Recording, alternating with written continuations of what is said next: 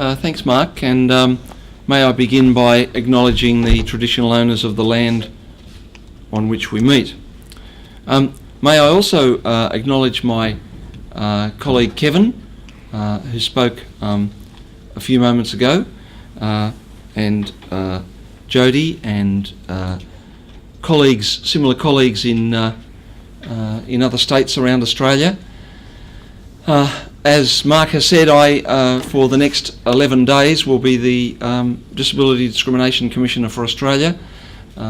My term comes to an end on the 4th of July, and the government has decided not to fill the role with a full-time Disability Discrimination Commissioner with lived experience of disability, but rather to ask one of the other commissioners at the Human Rights Commission to take on the disability work as well as their current job.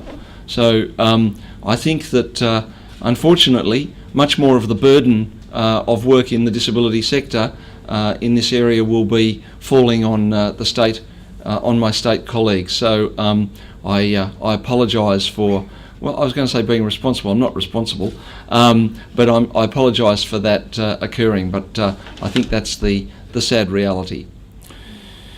So let me talk to you about the topic that we're here to discuss today, and I'm going to start with a story that's probably well known to Queenslanders, and it's written in the first person. Our daughter, let's call her Julie, loves pretty calendars and greeting cards. In her 30s, she has an intellectual disability. She lives independently. During a 4-year period, she was convicted of shoplifting such cards 7 times and was at risk of going to jail. The duty lawyer always told the magistrate, "My client has an intellectual disability. Her parents and guardians are present in the court today." Transcripts indicate that the Queensland courts were acutely aware of her intellectual disability, yet it was never given due consideration.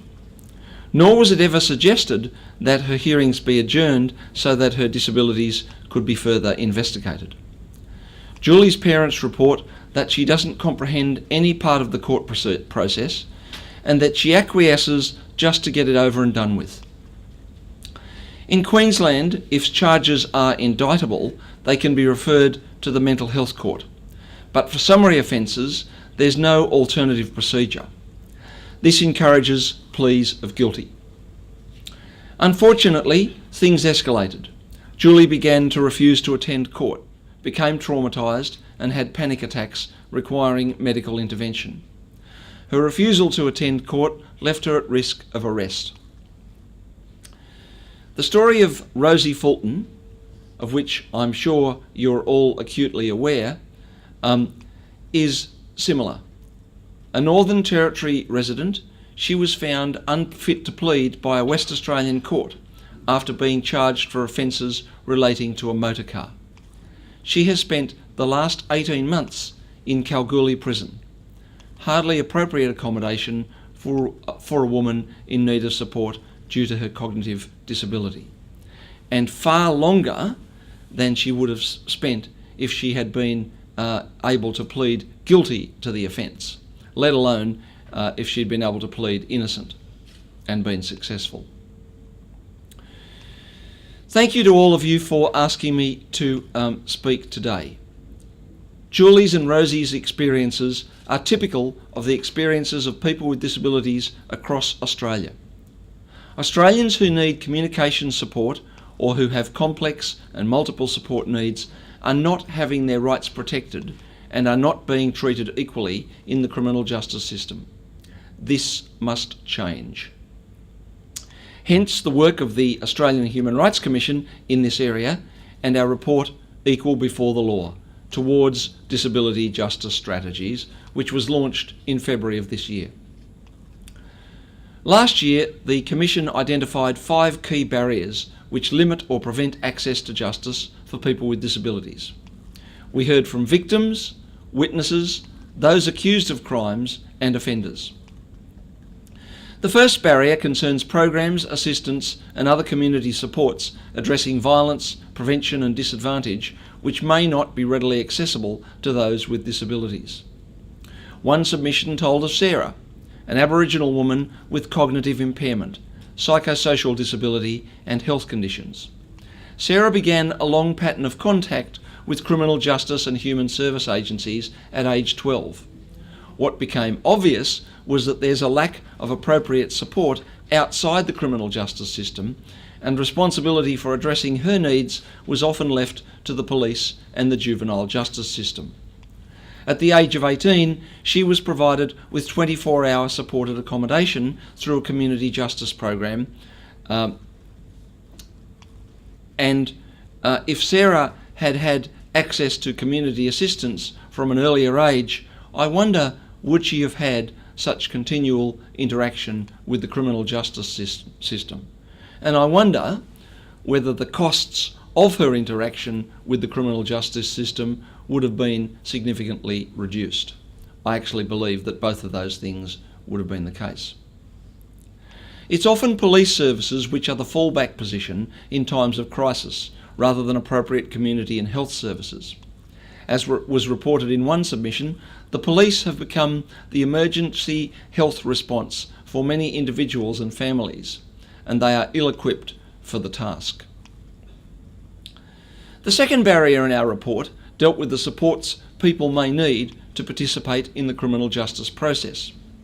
Maria, for example, has cerebral palsy and little speech. She wanted to tell police about a sexual assault, but there was no communication support worker to help with the statement. The police relied on Maria's parents to provide communication support. Maria was uncomfortable giving personal details of the assault to police in front of her parents. Not surprising, who would be comfortable in doing that? So her evidence was incomplete, and this caused problems for the investigation and during the court process. Clearly, it's inappropriate for family members to act in the place of communication support workers. Barrier 3 concerns negative attitudes and assumptions about people with disabilities, which often results in us being viewed as unreliable, not credible, or not capable of giving evidence, making legal decisions, or participating in legal proceedings. For example, we were told at our Geelong public hearing that, and I quote, "When I attended the police station, the police officer thought I was dumb at first, and he didn't take it seriously." End quote. Similarly, a disability advocate in Tasmania told us that, quote, "A victim won't even get their day in court, as the DPP won't run the case." End of quote. The fourth barrier deals with accommodation and programs for people deemed unfit to plead. These people are often detained indefinitely in prisons or psychiatric facilities without being convicted of a crime. The well-known case of West Australian man Marlon Noble demonstrates this. Let's look at one of the Commission's 20 Years, 20 Story films.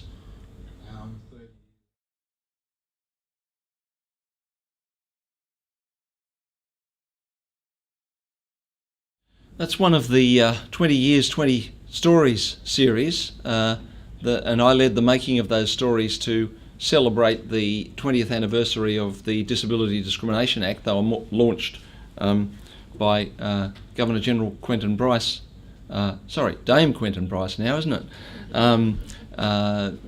In Government House on the 1st of March last year. And she launched them for us. They're a very useful series of stories. That's the only one which relates to the access to justice issue which we're talking about today. But the rest of them relate to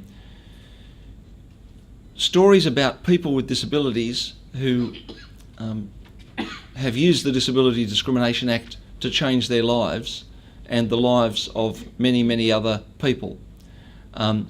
Kevin, in his looking a bit younger, is there when he ran his case against the Brisbane Exhibition Centre.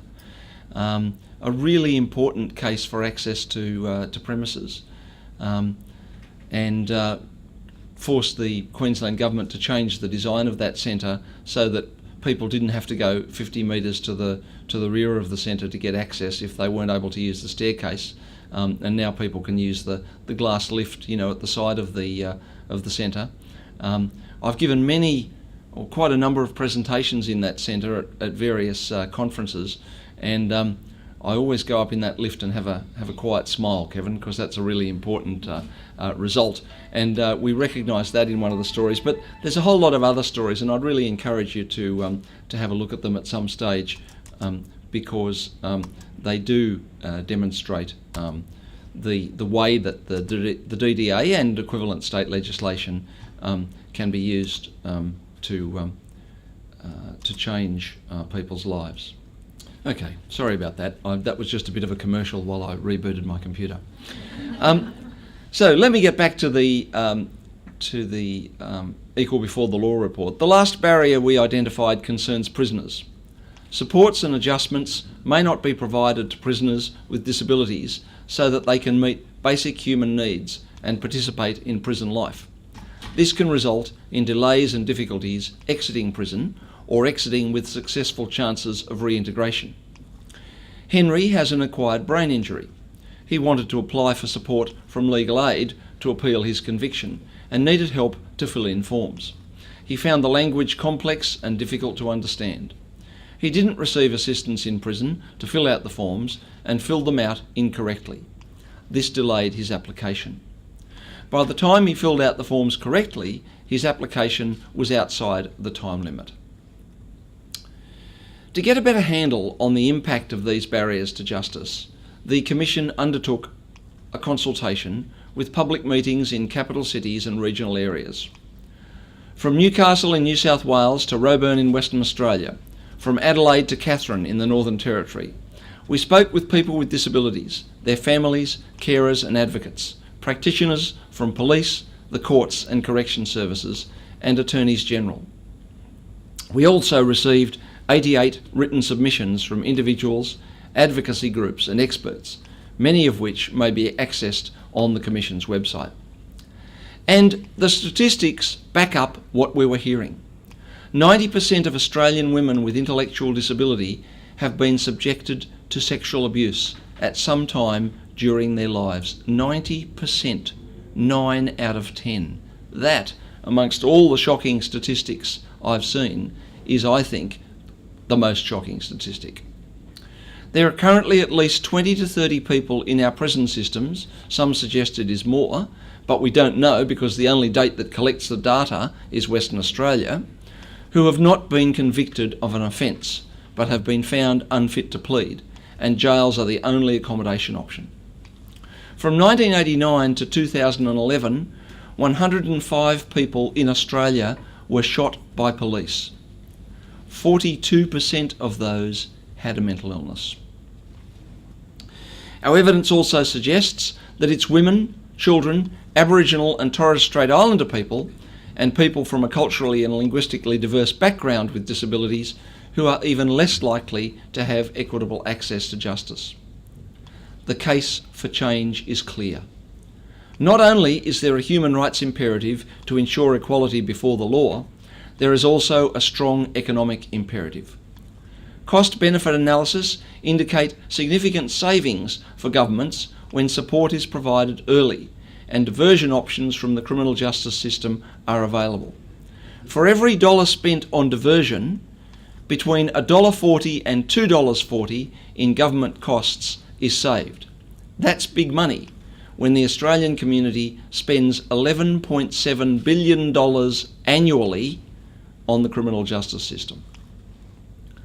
The costs of violence, both personal and economic, are significant.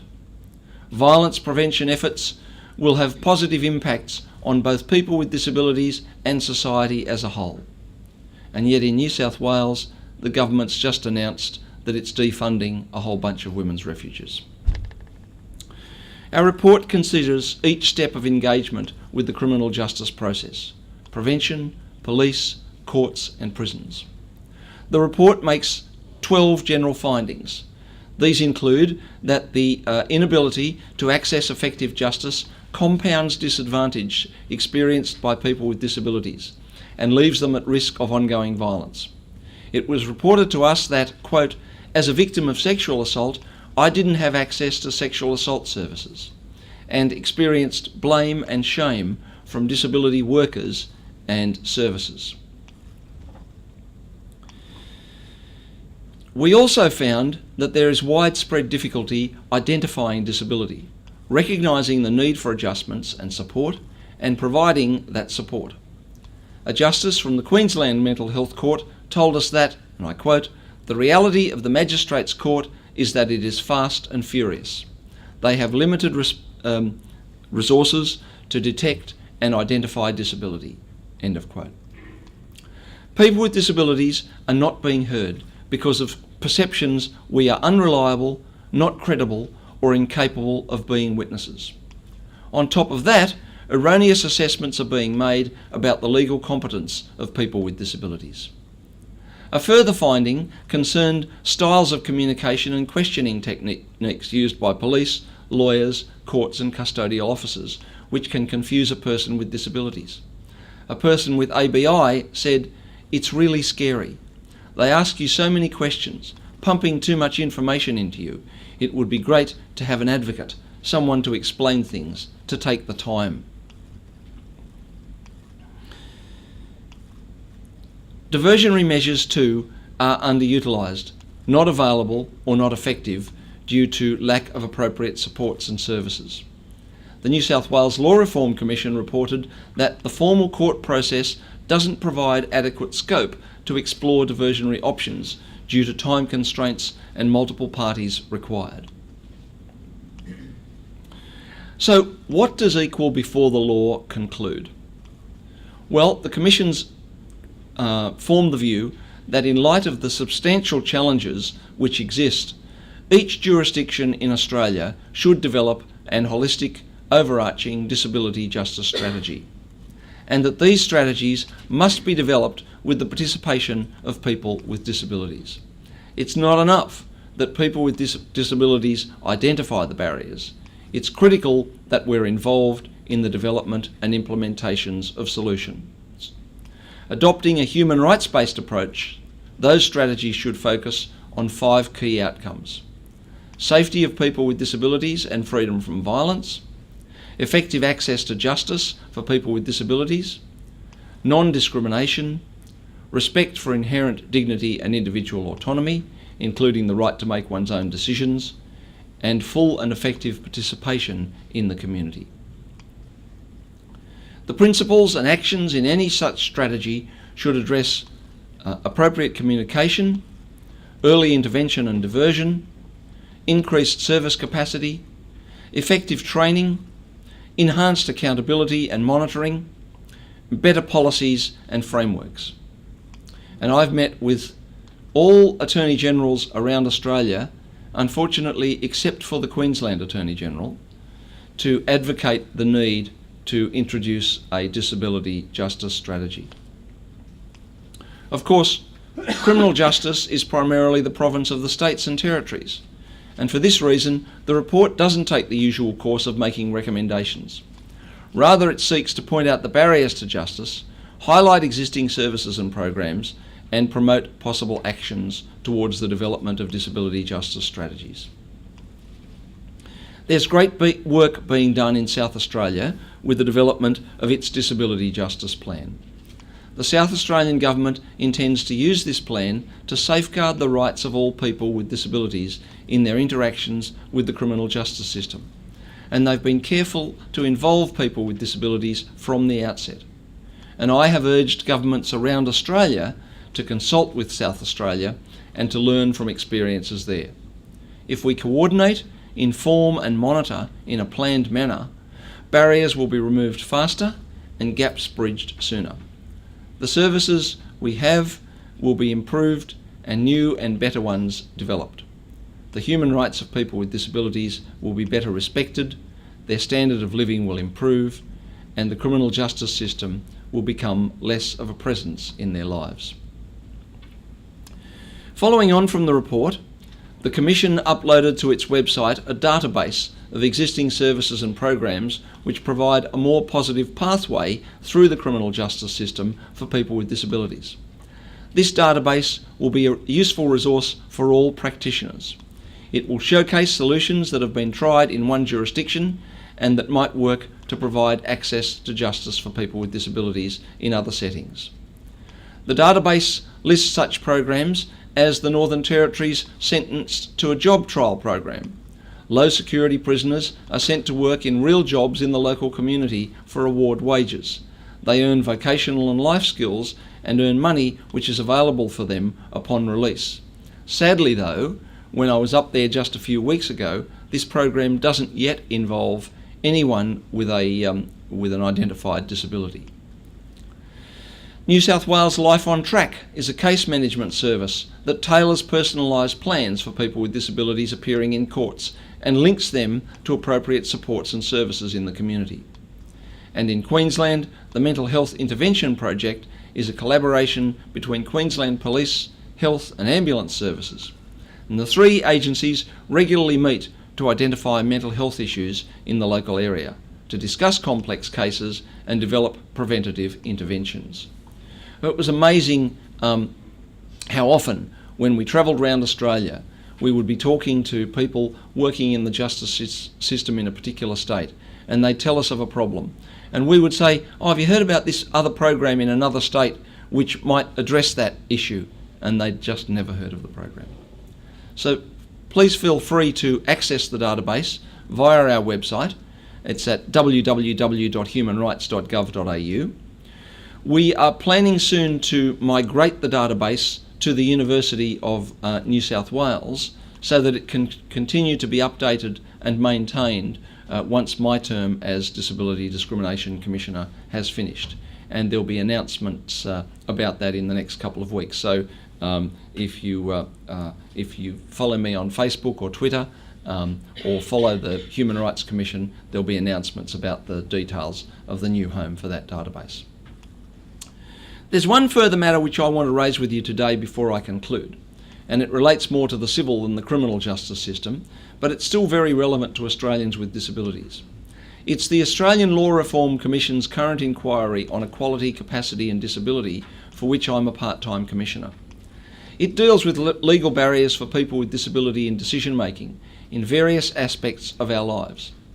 Whilst again a federal inquiry in an area where jurisdiction sits primarily with the states and territories, it will propose a set of new decision-making principles and consider how they might be applied in areas of federal law, such as social security law, the National Disability Insurance Scheme, electoral law and federal criminal proceedings, to name a few.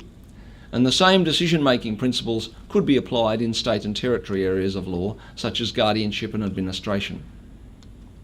Now, I don't have time today to provide much information on that inquiry, but may I tell you that it's well advanced, with the initial issues paper released late last year and the discussion paper released a few weeks ago.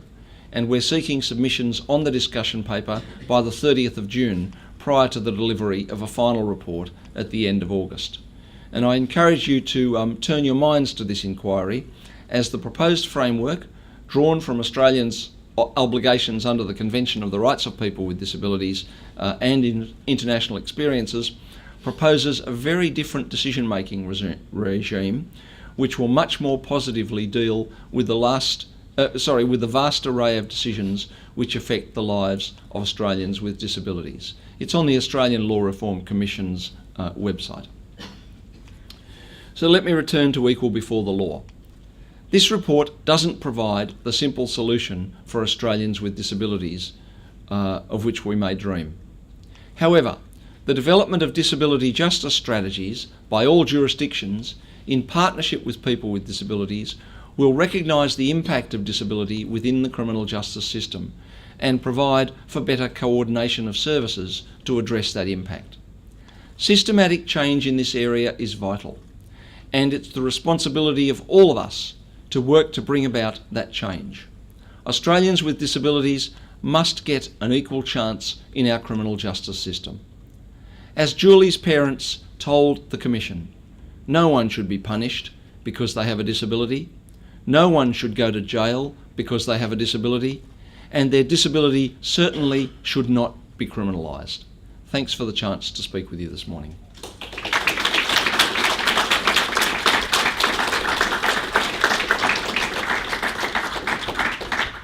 Thank you very much, Graeme. Questions? Anyone with questions?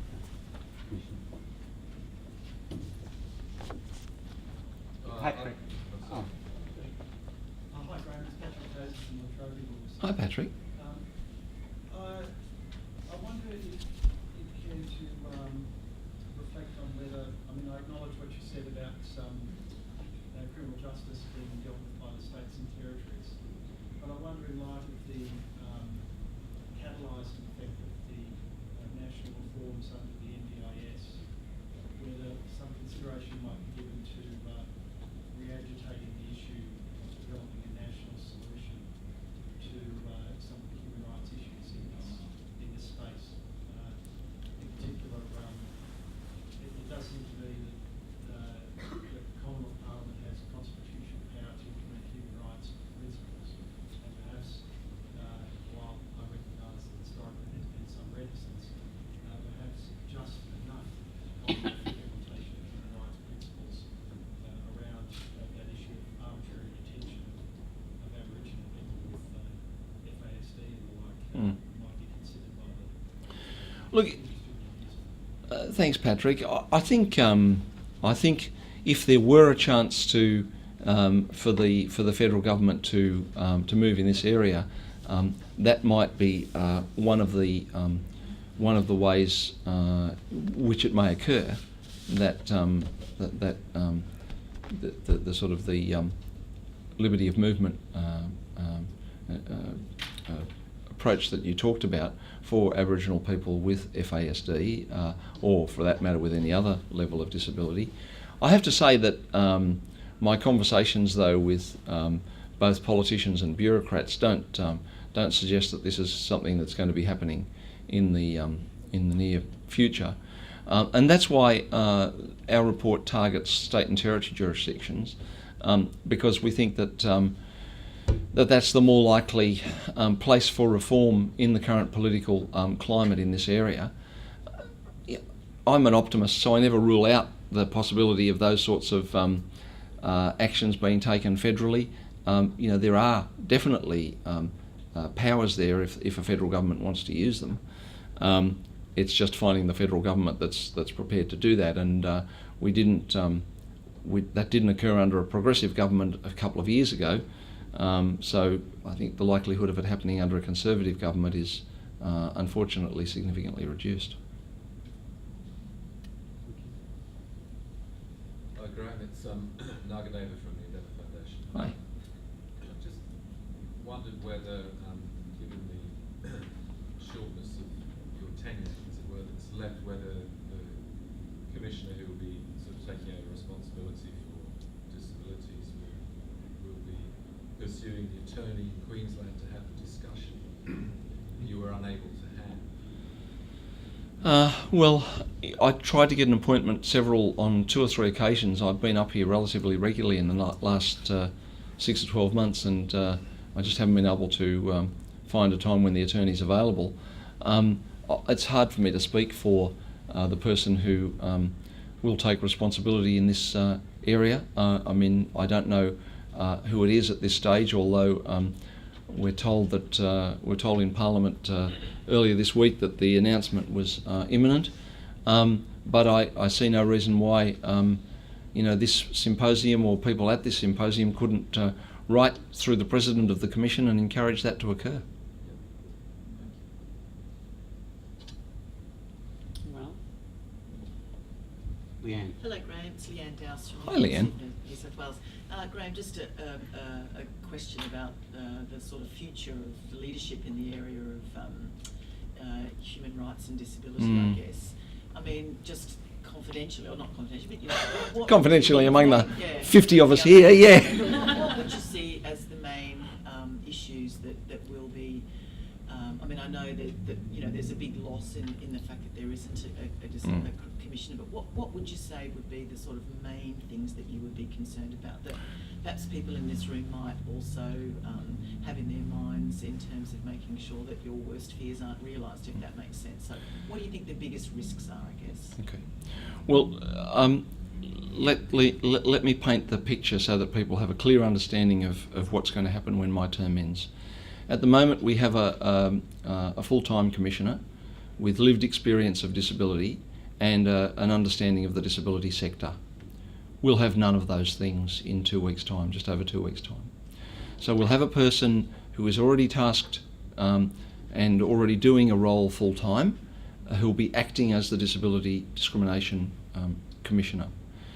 They won't have lived experience of people with of disability because none of the other commissioners do, and they won't have knowledge of the disability sector. On top of that, there are changes at the Commission caused by the ongoing reductions to Commission resources, which means that each Commissioner only now has one policy advisor at a level which is reduced from the level that is currently available. And I don't know whether the Commissioner acting in this role will have two policy advisors, one for disability and one for their other role, or whether that person will combine that role. That's not yet clear to me. I mean, the Commission has been on a gradual slide down in resources since the mid-90s under the Howard government, with the occasional little blip. But basically, the Commission's been reduced in capacity for the last 20 years, and it's only due to the passion and commitment of commissioners and staff that the Commission keeps coming up with the outcomes and the work that it does. But you know, that can't go on forever. People can't just continue to sort of put in at that level. So it's a grim picture, and I think that a lot of the weight's going to fall back on the sector, the disability sector, and those in the sort of the academic sector who have an interest in this area. I think that there'll need to be, prompting of the Commission to work in particular areas, or to do work in particular areas. The Commission will continue to need, as I have, to be selective and strategic in the areas in which it works. I think there's so much more to do in access to justice.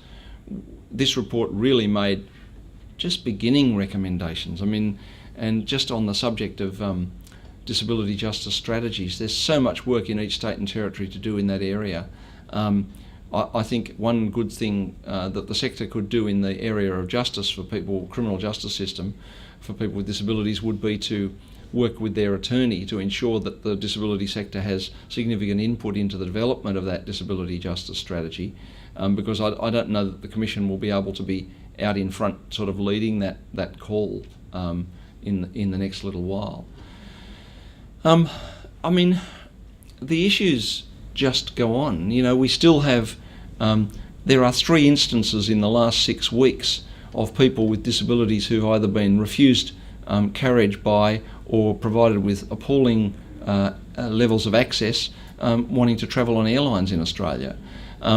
The complaint system, as good as it has been, and the 20 years, 20 stories, sets that out, still means that people with disabilities ourselves have to take the action to make change. And those actions have been taken, but there are areas where they haven't and where it's really hard. I thought Kevin's comments were absolutely on point, that the DDA hasn't yet been used to address the issue of violence against women with disabilities, and I can tell you that that's not for want of trying from my seat. I've been trying to get matters and complaints run, but when you're asking incredibly disempowered people to take on a huge responsibility, and that's the challenge. So I think the sector has to be much more strategic in what it asks the Commission to do and how it uses the DDA.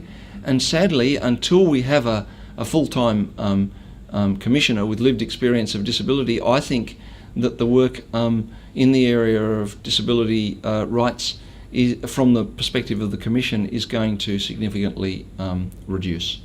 The one hope that I would hold out is this. As part of the NDIS, there is there's work on the way that the if you like, assessment of the NDIS and the way that it's delivering services, and a discussion paper is to be released soon to look at the state systems that we currently have, you know, the Disability Service Commissioners, the public advocates, etc., etc., etc., and look at whether there ought to be a national approach in that area. And maybe if the right decisions are made in that area, the NDIS, through whatever system they come up with, whether it's a conglomerate of commissioners in each state or a merging together of all of those roles or a mix of both, I don't know. Maybe that's where disability rights can be advanced more effectively than in the area of the Australian Human Rights Commission, until such time as we get an Attorney General who's prepared to recognise that probably, and I hate ranking areas of disadvantage, but that probably people with disabilities are one of, if not the most disadvantaged groups in our community. Certainly the complaint levels would indicate that. 39% of complaints are disability complaints. The next one's less than half of that. And recognise how crucial it is to have a full-time Disability Discrimination Commissioner. So that's my confidential response. And I'm sure I speak on behalf of everyone. We thank you so much for what you've done and achieved, and wish you well.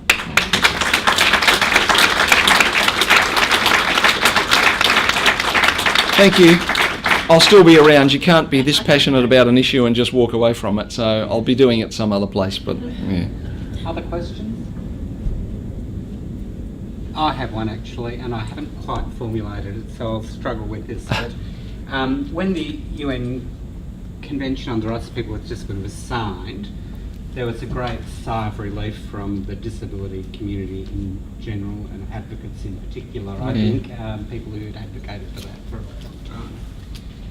The convention states that, you know, parties need to enact laws to give effect to people's human rights, laws, policies, practices, procedures, to give effect to human rights.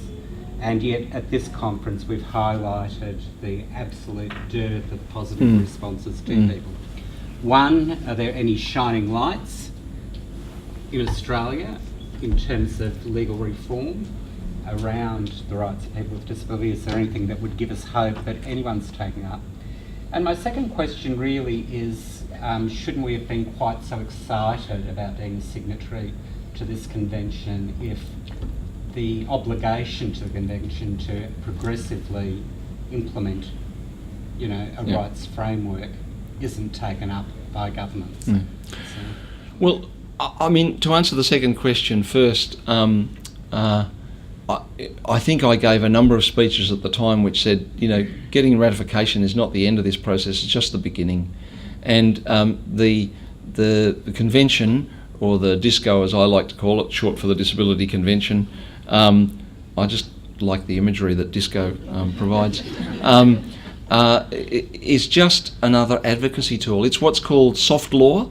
It's international law, so it's not enforceable in Australia.